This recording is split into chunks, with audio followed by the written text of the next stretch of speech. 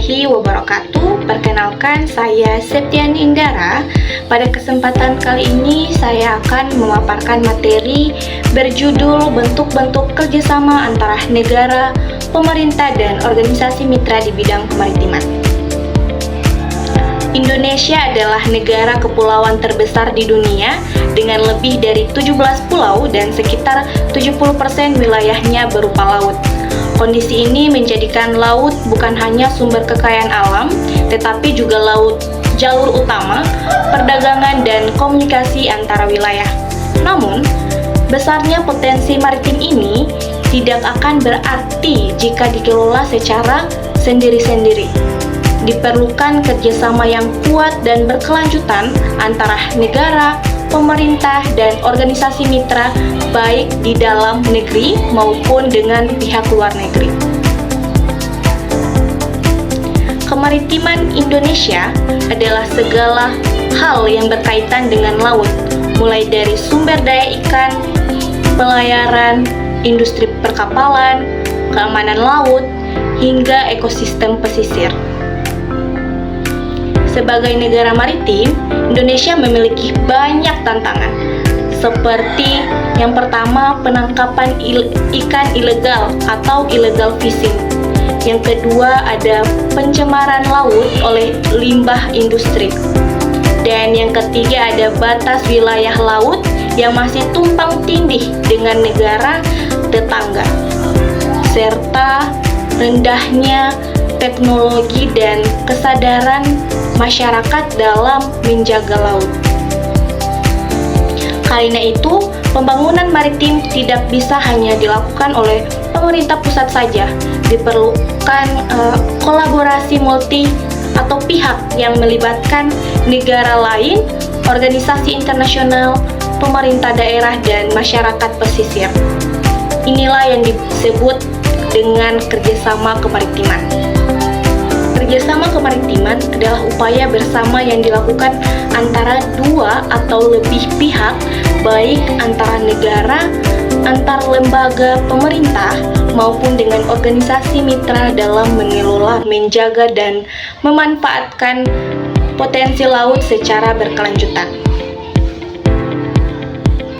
Tujuan utamanya adalah yang pertama, menjaga keamanan laut dan kedaulatan wilayah.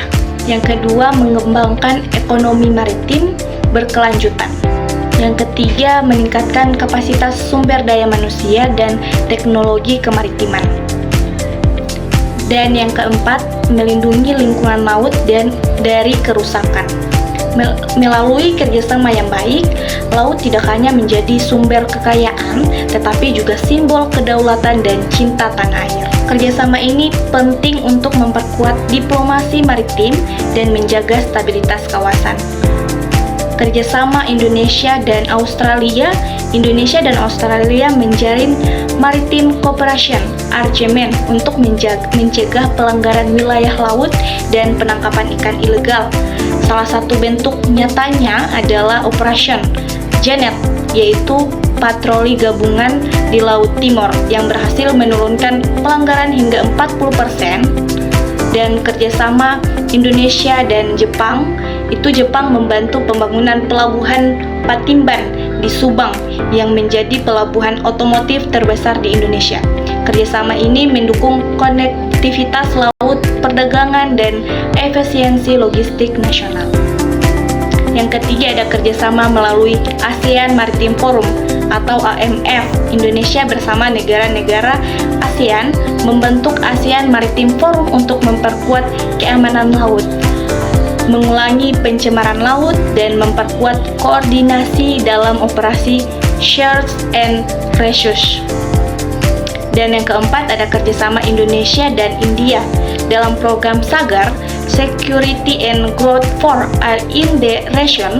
Kedua negara berkolaborasi meningkatkan keamanan jalur pelayaran di Samudra Hindia dan mengembangkan pusat logistik maritim. Kerjasama antara negara seperti ini tidak hanya meningkatkan keamanan, tetapi juga memperkuat posisi Indonesia sebagai negara maritim utama di kawasan Indo-Pasifik. Selain antara negara, kerjasama juga dilakukan antara pemerintah dengan organisasi internasional atau lembaga non-pemerintah. Yang pertama ada FAO atau Food and Agriculture Organization atau Blue Growth Initiative. Program ini membantu Indonesia mengembangkan perikanan berkelanjutan di wilayah Indonesia Timur, yaitu tujuannya untuk menjaga ekosistem laut, meningkatkan hasil tangkapan ikan, dan memperbaiki kesejahteraan nelayan. Yang kedua ada WWF atau World Wide Fund for Nature Coral, bekerja sama dengan pemerintah Indonesia dalam menjaga terumbu karang di wilayah Sulawesi, Papua, dan Nusa Tenggara. Hasilnya, tingkat kerusakan karang menurun hingga 25% di kawasan konservasi. Dan yang ketiga ada kerjasama dengan IOM. Melalui kerjasama ini, Indonesia mendapatkan pelatihan keamanan laut untuk mencegah perdagangan manusia, penyelundupan, dan kejahatan lintas batas di wilayah laut. Dan yang keempat ada kerjasama dengan Bank Dunia dan UNDP melalui program Indonesia Sustainable. Pemerintah Indonesia bersama Bank Dunia dan UNDP berupaya mengurangi pencemaran laut serta meningkatkan pengelolaan kawasan pesisir secara berkelanjutan. Kerjasama internal juga tidak kalah penting. Contohnya adalah program Lumbung Ikan Nasional di Provinsi Maluku yang dikembangkan oleh pemerintah pusat bersama pemerintah daerah. Tujuan program ini adalah menjadikan Maluku sebagai pusat produksi perikanan nasional dengan pendekatan ramah lingkungan dan teknologi modern. Selain itu, pemerintah daerah seperti Sulawesi Utara dan Nusa Tenggara Timur juga bekerja sama dengan pemerintah pusat dalam pengembangan pelabuhan dan ekowisata bahari.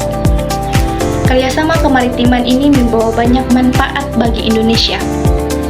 Di antaranya yang pertama meningkatkan keamanan dan pengawasan laut. Yang kedua meningkatnya ekspor hasil laut dan produk perikanan. Yang ketiga terlindunginya ekosistem pesisir dan terumbu karang. Dan yang keempat, terbangunnya infrastruktur pelabuhan dan logistik yang modern. Namun, masih terdapat beberapa kendala. Yang pertama, koordinasi antara lembaga yang lemah. Terkadang, instansi seperti KKP, Bakamala, dan TNI AL belum bekerja secara terpadu. Yang kedua, kurangnya teknologi dan sumber daya manusia di bidang kelautan. Yang ketiga, ketimpangan ekonomi pesisir di mana banyak nelayan kecil belum merasakan manfaat dari program kerjasama internasional. Yang keempat, ancaman eksploitasi asing terhadap sumber daya laut Indonesia. Untuk itu, kerjasama harus terus ditingkatkan, namun tetap berpijak pada kepentingan nasional dan cinta tanah air. Kerjasama yang baik bukan berarti menyerahkan kedaulatan laut kepada negara lain, tetapi justru memperkuat posisi Indonesia sebagai poros maritim dunia. Cinta tanah air dalam konteks kemaritiman berarti menjaga laut dari pencemaran dan perusakan ekosistem, menghargai hasil laut dan tidak melakukan penangkapan berlebihan, mendukung produk-produk perikanan dan pelayaran dalam negeri, serta menumbuhkan rasa bangga terhadap identitas Indonesia sebagai bangsa bahari.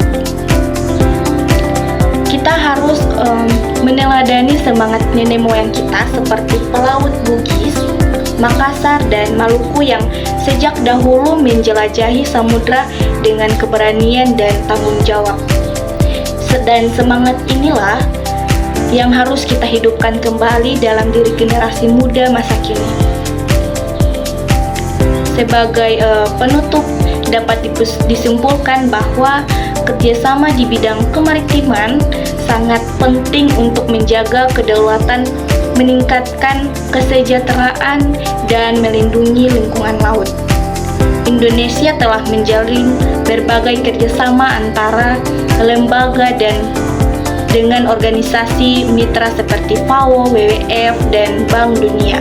Namun, kerjasama ini harus dilakukan secara mandiri, logis, kritis, dan sistematis dengan semangat cinta tanah air agar Laut Indonesia benar-benar menjadi sumber kekuatan bangsa, bukan kelemahan.